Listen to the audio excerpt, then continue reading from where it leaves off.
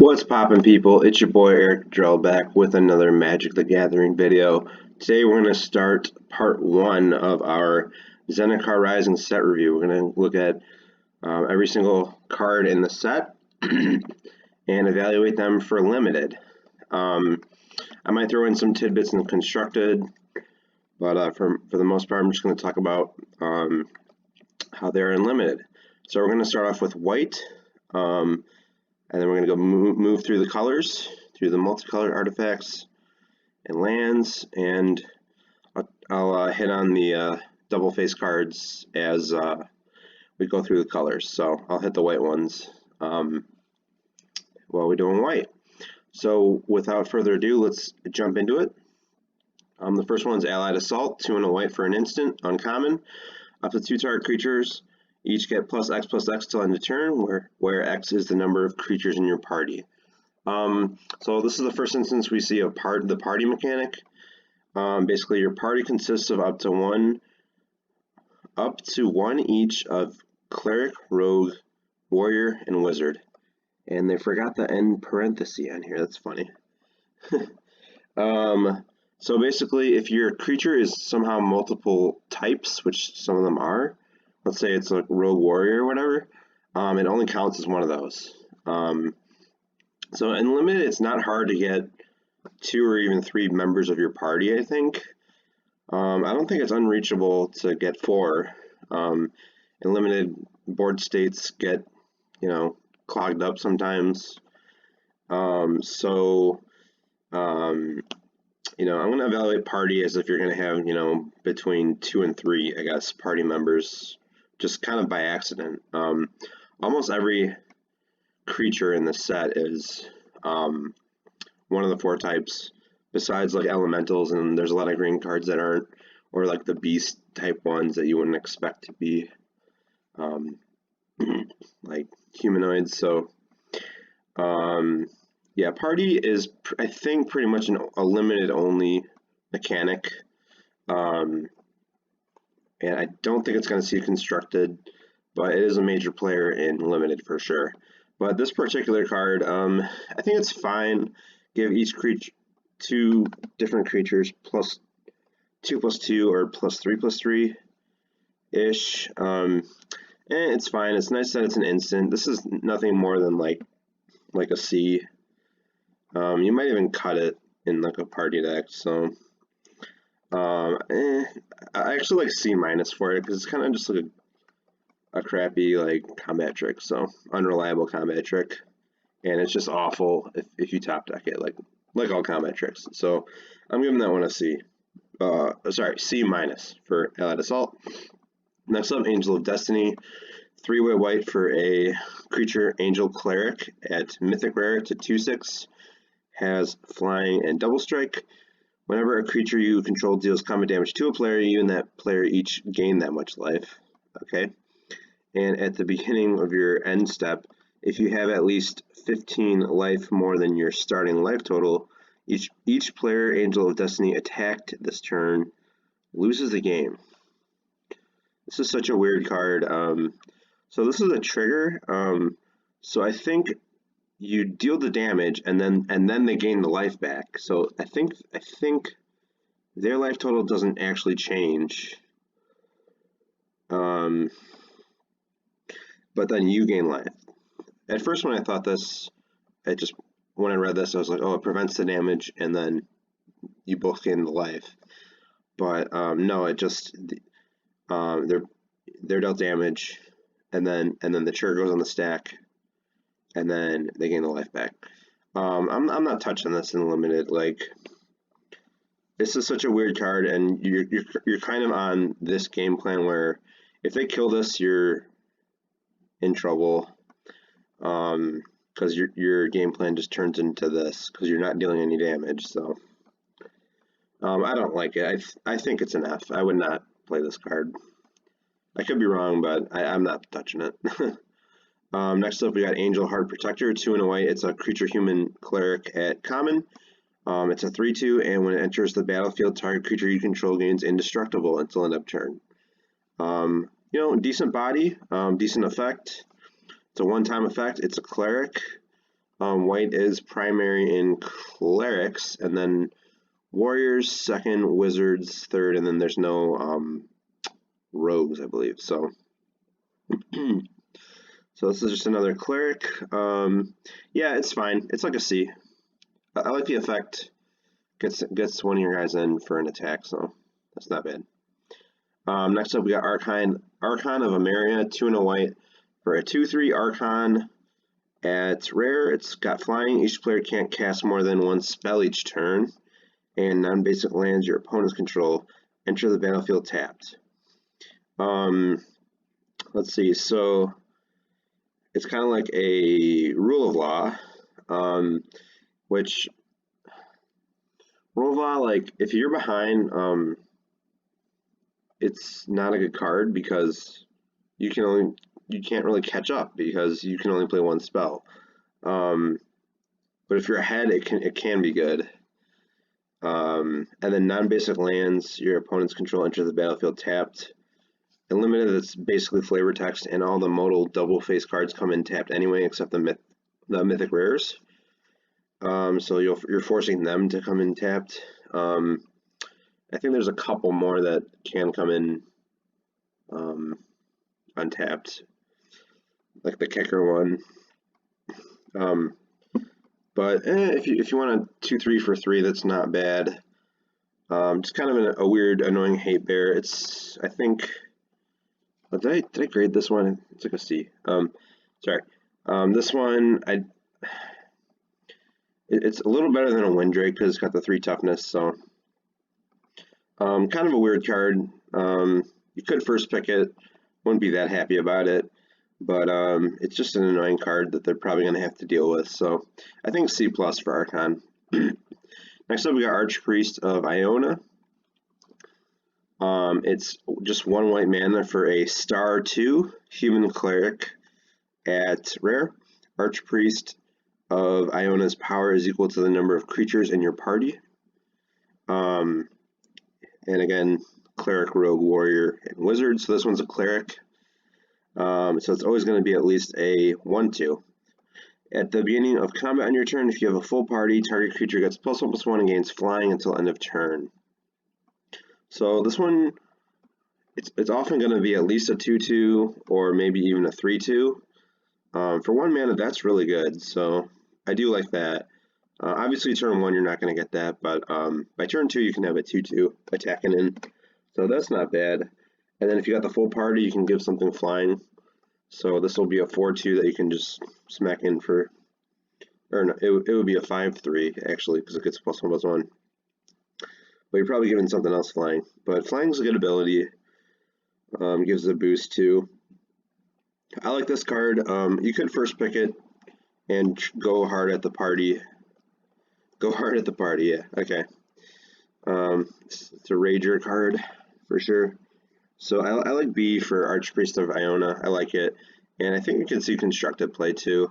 If party's a thing constructed, which remains to be seen. So next up we got Attended Healer for 3 and a white. Is a 2/3. It's a creature core cleric at uncommon. Whenever you gain life for the first time each turn, create a 1/1 white cat creature token. And for 2 and a white, another target cleric gains lifelink until end of turn.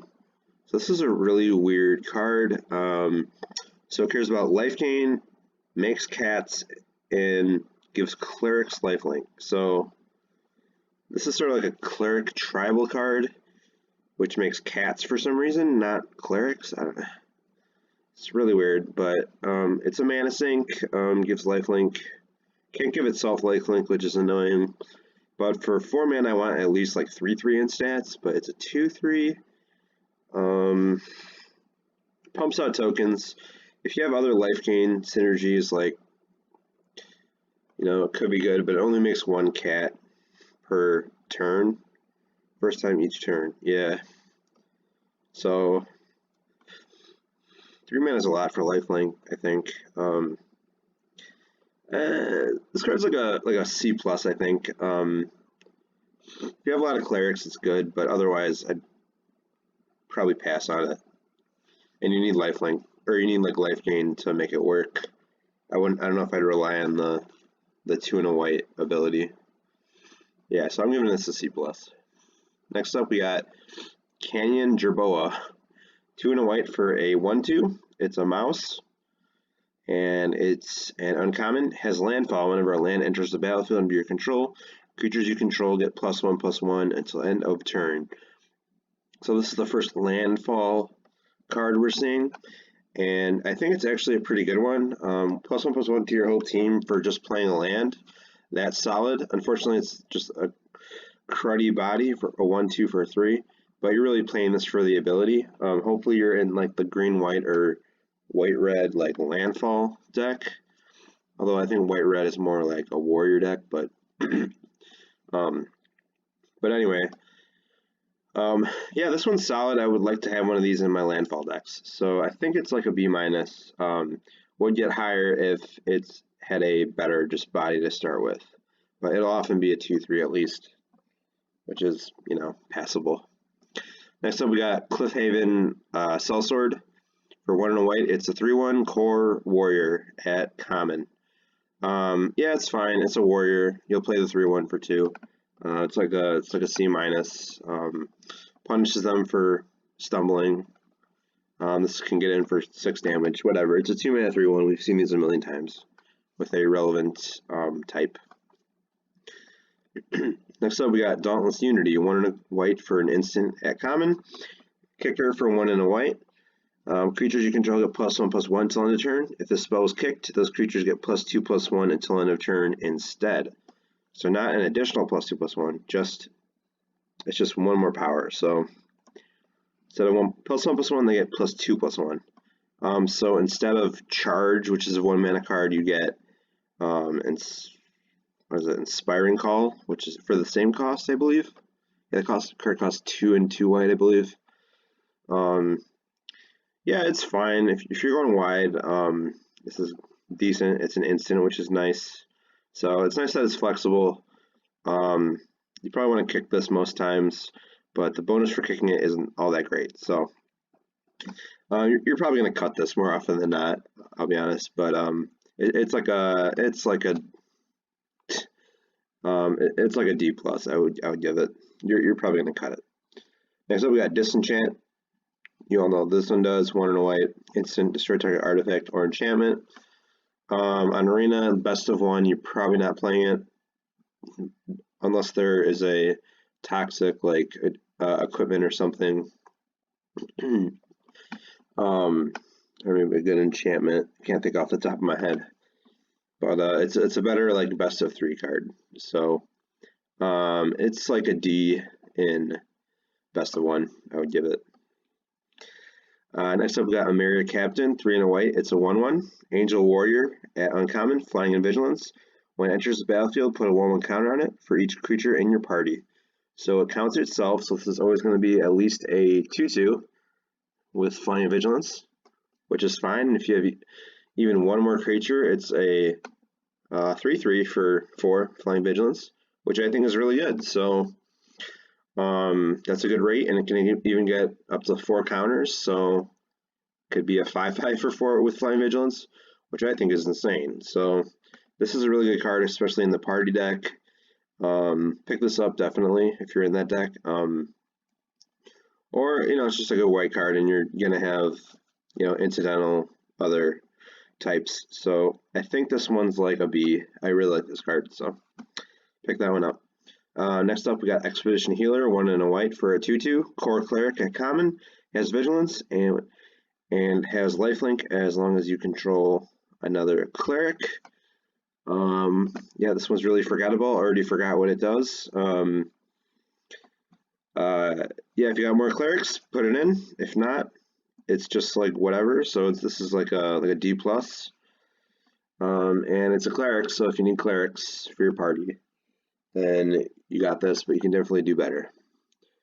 Next up, we got Farsight Adept for 2 and a white. It's a creature core wizard at common. It's a 3/3.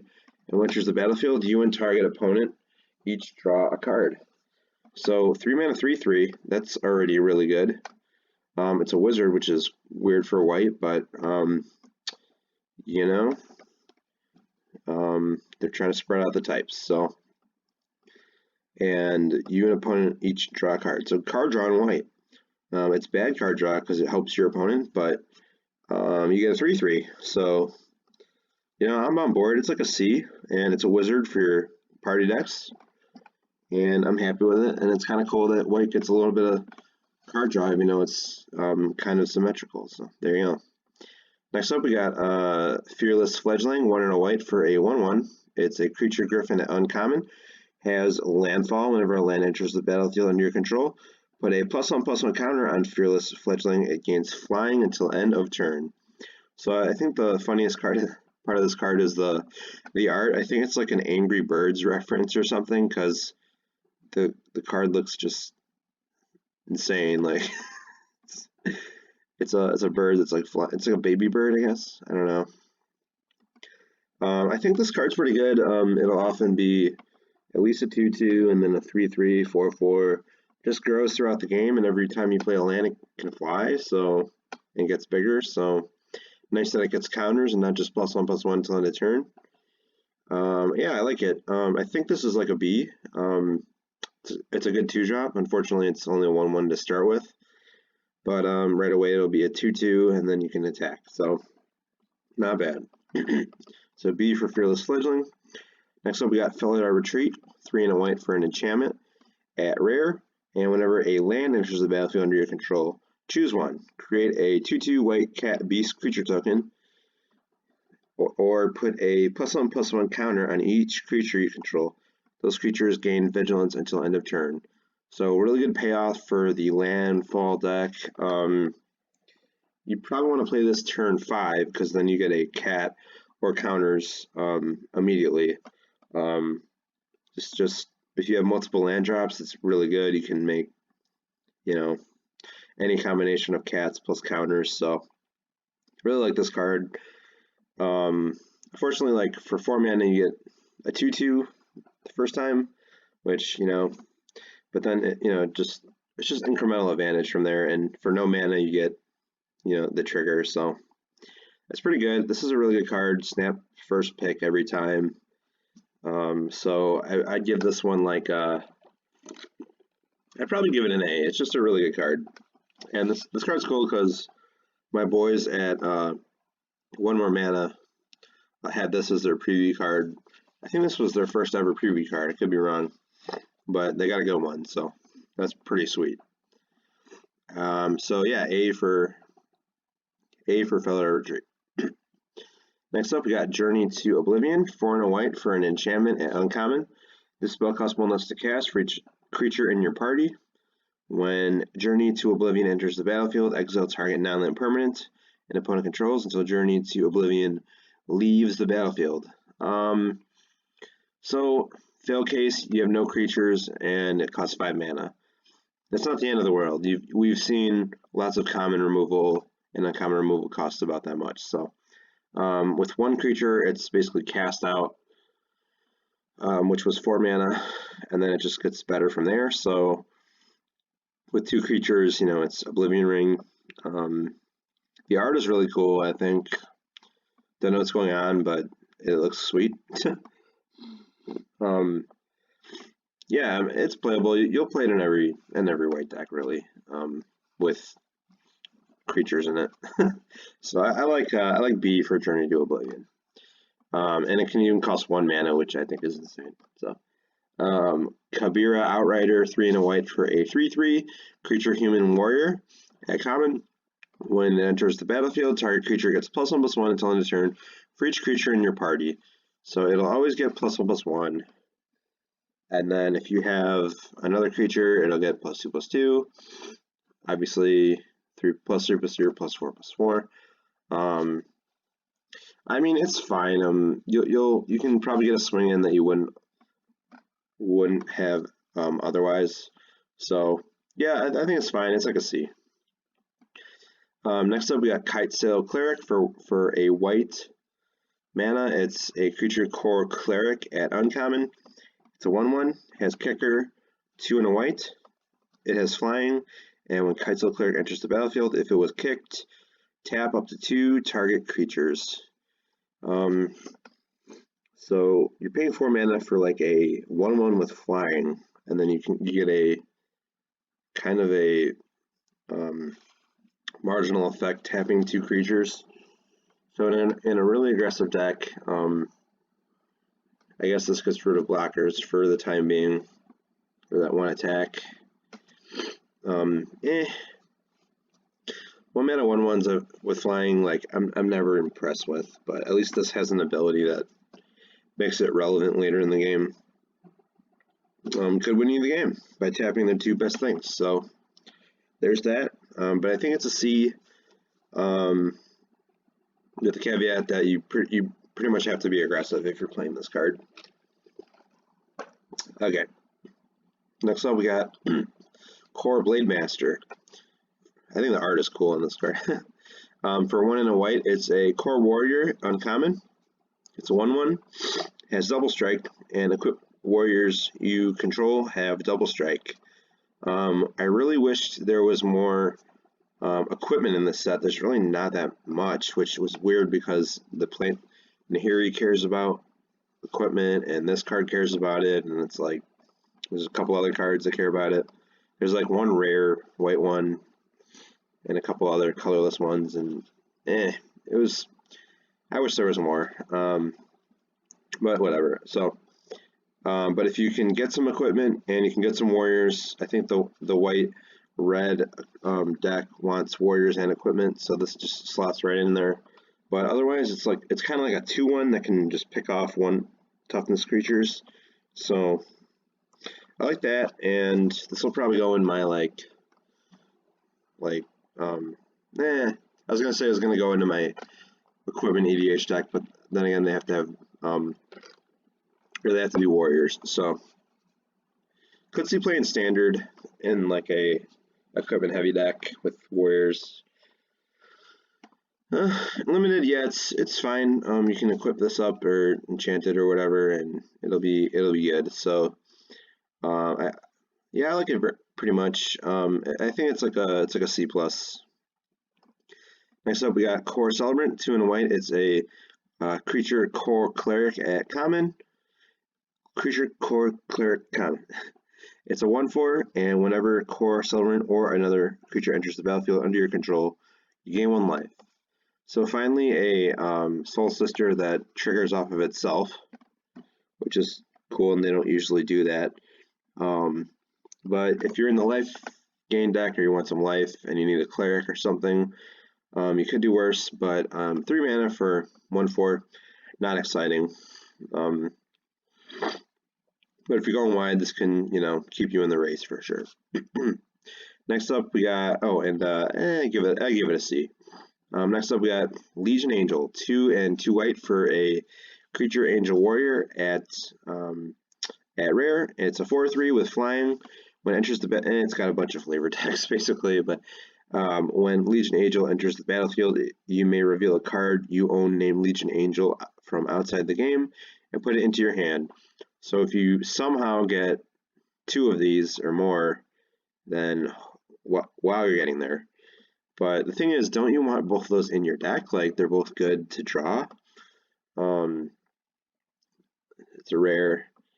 But anyway, if let's say you're playing a regular game of limited and you have 1 of these, still good. It's a 4 power, 3 toughness, 4 mana flyer. So I think that's good. Plus it counts as a warrior. The art is cool. Yeah. This is kind of more for a constructed, but it is possible. I've gotten multiple rares before in limited, although obviously it's rare, so it's hard to come by that.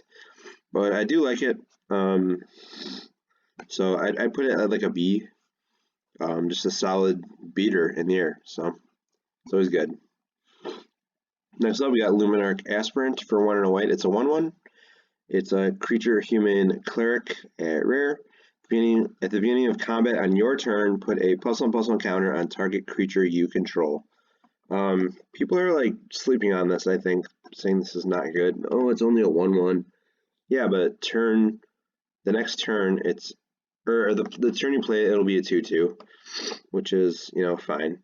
And then the next turn, when it can attack, it gets another counter, so it's a 3/3. So you're basically playing a 2-mana 3/3 that can attack. So, but it's flexible and you can put the counter wherever you want. So I like it. It's a cleric for the party. Like, I think it can see constructed play. People are saying it's bad, but there's counter decks out there that would want this. I can't believe they never like printed a card like this before. Just a card that just gives free counters, like Citadel Siege or whatever, or what is it? The the white Siege from Cons gave 2 counters every turn. Yeah, but this is a cool card. I think this is like a C plus. It's hard to first pick. It's probably better stuff, but it'll be decent, I believe, and you can definitely put it in your deck.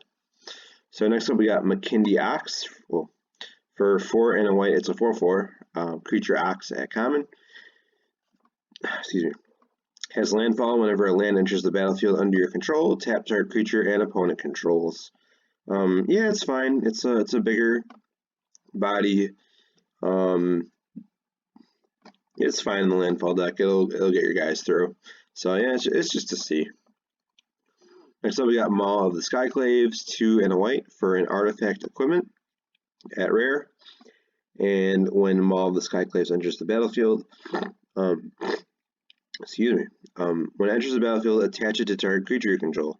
Equipped creature gets +2/+2 and has flying and first strike. And then it has equip 2 white. So I think all the equipment in this set, equip, you get 1 free equip. So, which is nice. It makes them kind of like auras that will stick around. So instead of printing a bunch of auras in the set, they just have some equipment.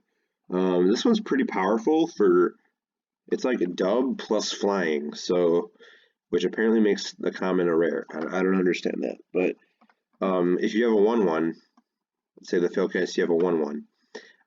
This will make it a 3/3 flying and first strike, which is pretty hard to kill in combat. So I do like this card. Makes every creature in your deck a threat, and there's like a equipment like sub-tertiary theme, which I wish was like a main theme. But maybe we'll see more in the next set. More equipment in the next set. But yeah, this is like this is an A. I would pick it. Honestly, a little underwhelmed, but it is still a good card, and you should definitely put it in all your white decks. So you can first pick it for sure. Next up, we got Mesa Lynx for 1 and a white. It's a 2/1 cat, common. If it's not your turn, it gets +0/+2. I already forgot this card. You'll play it as a 2-drop if you need 2 drops, and it likes to not attack. It likes to block for some reason. It doesn't have any extra types or whatever for party, which sucks. So you'll probably cut this, but if you need 2 drops, here you go. So it's like a D. Next up, we got Nahiri's Binding for 1 white. It's an aura. It's common. Enchant creature or planeswalker. Enchanted permanent can't attack or block, and its activated abilities can't be activated. So it's nice that it shuts down planeswalkers for when that fringe case happens. But the Jace actually, this doesn't deal with the Jace really, because there's 2 of them usually, which is funny in the art. She's getting Jace, and then you can have 2 Jaces. So there's that. But it's just arrest plus planeswalker text, so it's hard to splash because it's 2 white. You'll play it in all your white decks. It's pretty good removal. So I'd give it a C plus. Next up, we got Paired Tactician for 2 and a white. It's a human warrior at uncommon. It's a 3/2, and when it's and at least 1 other warrior attack, put a 1/1 counter on Paired Tactician. So upgrade to that white guy from the white creature from Eagles of Ravnica that needs 2 of any creatures of any types to attack to get a counter. It's not hard to put more warriors in your deck in white, so this will often be a 4/3, which is pretty good, and it just gets bigger. So I like it. C+. Next up, we got Practice Tactics for a white. It's an instant at common. Choose target attacking or blocking creature. Practice Tactics deals damage to that creature equal to twice the number of creatures in your party. This is really conditional removal. I don't really like it. The only thing it has going for it is that it's an instant and it's costs 1 mana. So if you're looking for real cheap removal and you're in the party deck, go for it. Otherwise, I'd stay away from this. And it's nice that it's twice the number of creatures in your party, because they're like, oh, it's not good enough with just the regular number. Anyway, it's like a D+. There's better cards for sure for your deck, so you'd probably cut it. Next up, we got Pressure Point for 1 and a white. It's an instant at common. It's a reprint. Tap target creature, draw a card. It's fine. It's a cantrip that can stop a blocker or an attacker for 1 turn. So if you need that in your deck, go for it. Nice that it replaces itself. So it's like a C-. You're probably gonna cut this. Okay, so that would make it like a D+. So D+ Pressure Point. Next up, we got Prowling Felidar for 3 and a white. It's a 2/3 cat beast at common. Vigilance. Landfall when land enters the battlefield under your control. Put a 1/1 counter on it. Yeah, you want this in the landfall deck for sure. You want to probably play a turn 5 because you get it would turn into a 3/4 right away. But you can always drop a turn 4 if you want. I like the Vigilance. Yeah, it just gets bigger throughout the game. It's a C+. I like it. Next up, we got Resolute Strike for a single white mana. It's an instant at common. Target creature gets +2/+2 till end of turn. If it's a warrior, you may attach an equipment you control to it. So here's one of the other equipment cards. Decent boost for 1 mana, and it gets even bigger if you have an equipment on a warrior, which you probably always want to do. So good in the warrior equipment deck, and meh in every other deck. So it's a C, and you might cut it if you're don't reach those things. So next up, we got Seagate Banner for a white. Is a 1/2 core warrior at common. For 4 and a white, creatures you control get +1/+1 until end of turn. Yeah, it's a mana sink. +1/+1 isn't a lot, but it's a mana sink. So you're probably cutting this more often than not. I like that it's not just warriors; it's all creatures. So if you have 10 mana, you can give them +2/+2, which is awful, but I mean, hey, you might end up with that in limited. So it's like a C-. Next up, we got Shepherd of Heroes, 4 and a white for an Angel Cleric at common. It's got flying. It's a 3/4. When it enters the battlefield, you gain 2 life for each creature in your party. So you'll automatically gain 2 life, and then for each other creature in the party, you get 2 more. So this can gain you 2, 4, 6, 8 life. This is not bad. Incidental life gain on a 3/4 flyer. It's a decent ability, so it's a C+. I put this in my party decks for sure. Next up, Skyclave Apparition, 1 and 2 white. For a creature core spirit at rare, it's a 2/2. When it enters the battlefield, exile up to 1 target non-token permanent you don't control with converted mana cost 4 or less. When Skyclave Apparition leaves the battlefield, the exiled card's owner creates an XX blue illusion creature token, where X is the converted mana cost of the exiled card. So you exile the thing with CMC 4 or less, and if they kill this, they get a vanilla, like up to a 4/4 or less. So yeah, it's good. I like it. Might be awkward for them to kill this like at instant speed and then just get a 4/4 to ambush your dude. So there's that downside. But yeah, it's fine. I think it's like a B-, because they do get the token, which can matter in limited. So B-. Next up, we got Squad Commander, 3 and a white for a creature core warrior at rare. It's a 3/3. When it enters the battlefield, create a 1/1 white core warrior creature token for each creature in your party. And at the beginning of combat on your turn, if you have a full party, creatures you control get +1/+0 and gain indestructible till end of turn. So this is I'd say probably the best payoff for having a full party. +1/+0 and indestructible. There is that moment in time before combat, like your first main phase, where your guys aren't indestructible, so they have free range to kill any of your creatures, including this. But if you have a full party, they just pretty much have to deal with this, or they're just screwed. And then if you have a full party with this, or full party, and then you play this, you get 4 warriors, so 7 power for 4 mana, and then plus they all get +1. So this is pretty strong. I don't think this will see any constructed play, unless the party deck someone gets there, obviously. But yeah, so just a solid limited rare. I'd give it like a B+ or A-, I'd say. Let's just give it an A- for. I just like it. Next up, we got Smite the Monstrous, 3 and a white for an instant, a common. Destroy target creature with power 4 or greater. Yeah, it's fine. C.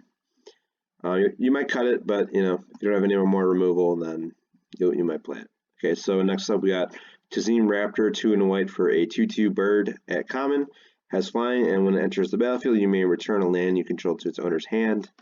I like that it's optional, but later in the game when you want to make your landfall triggers, it's pretty good cards. So yeah, it's fine.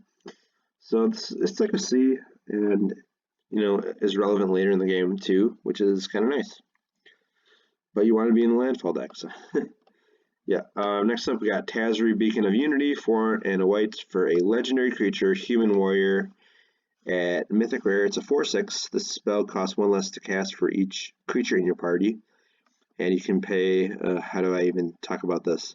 You can pay the 4 of the 2 braids, so up to 8 colorless mana, or 1 mana of each color besides white, or any combination thereof. Sorry, whatever. 2 and a blue, or 2 or a blue, plus 2 or a black, plus 2 or a red, plus 2 or a green. So all the colors besides white. That was a mess. Okay. And the ability is look at the top 6 cards of your library. You may reveal up to 2 Cleric, Rogue, Warrior, Wizard, and or Ally cards from among them and put them into your hand. Put the rest on the bottom of your library in a random order. It's funny that it mentions allies because there's no allies in this set. This isn't even an ally.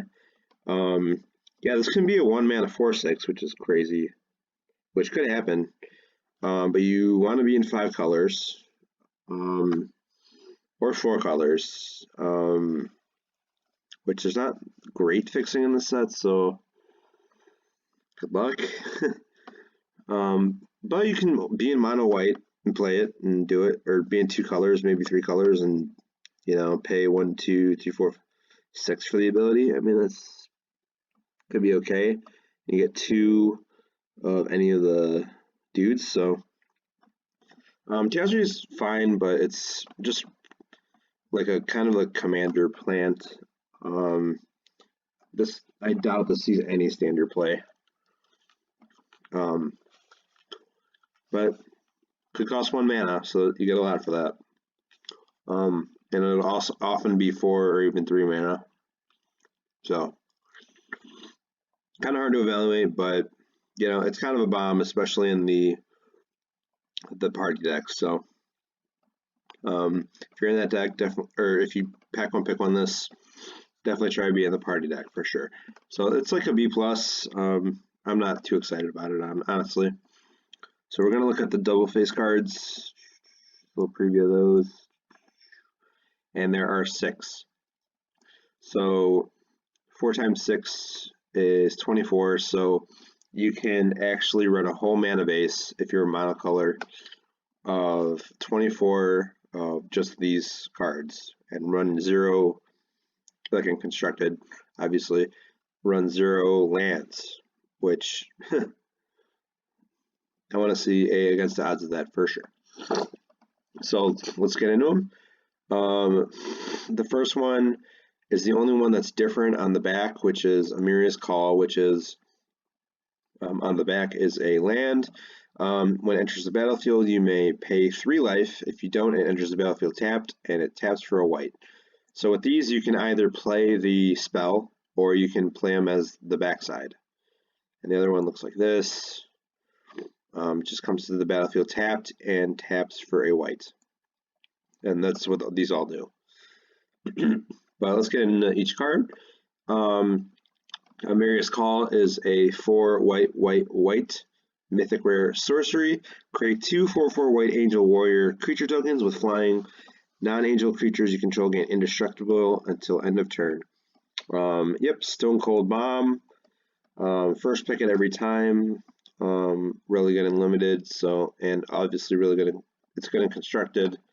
Commander. The Nitpicking Nerds, if you guys have ever heard of them, did a video where they praised the mythic ones because they can come in untapped.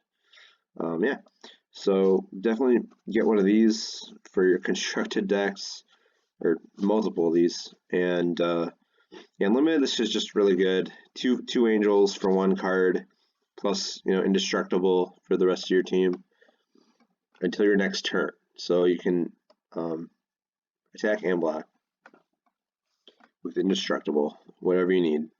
But this card's an A, just take it. Next up we got Kabir Takedown, 1 and a white. It's an instant uncommon. When it deals damage equal to the number of creatures you control to target creature or planeswalker. So they don't have to be attacking or blocking, which I think is kind of weird for a white card.